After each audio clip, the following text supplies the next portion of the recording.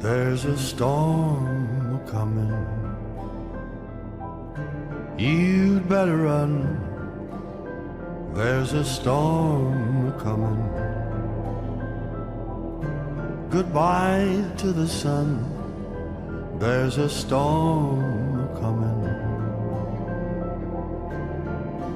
You'd better run, boy, run. You'd better run. There's a ship that's sailing out in the night. There's a heart that's breaking. I think it's mine. There's a storm coming. You'd better run, boy, run. You'd better run.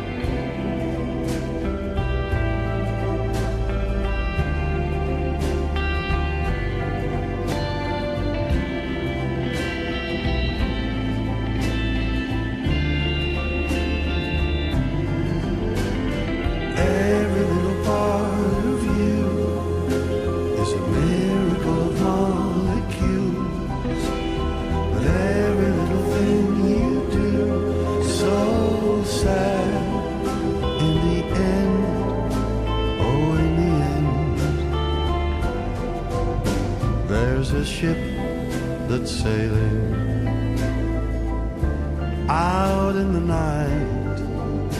There's a heart that's breaking. I think it's mine. There's a storm coming. You'd better run, boy, run. Better run.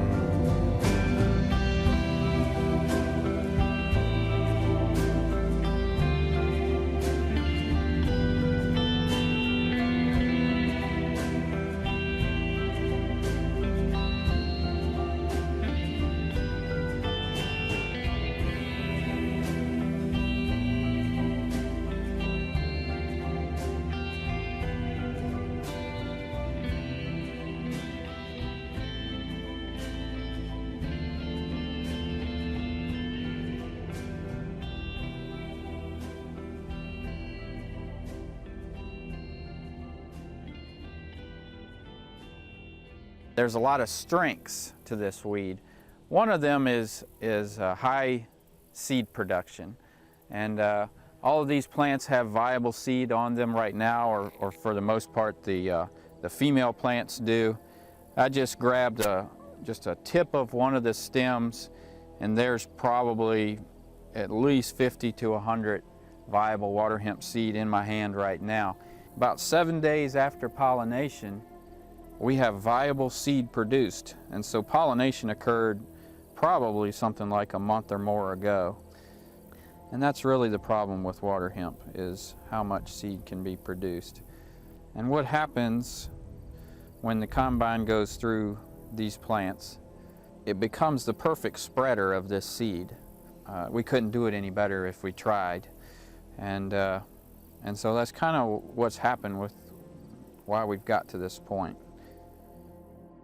The pigweed Palmer amaranth can grow 2 inches a day and outcompete soybean plants for sunlight and water. If you've got a soybean plant that's only growing about 1 inch every couple of days, and you've got the Palmer's putting on 2 inches a day, the Palmer can shade the soybeans, compete with it just being close together. One of the most problematic things with Palmer amaranth is that it emerges throughout the summer, all summer long. So here's a picture of Palmer amaranth that was less than 2 weeks old but already flowering. It's an up-close picture next to a quarter, and this was on August 8th of 2014. And this is just an example of what some of those bad populations look like. the third week of August, you can see these plants are going to produce many seeds.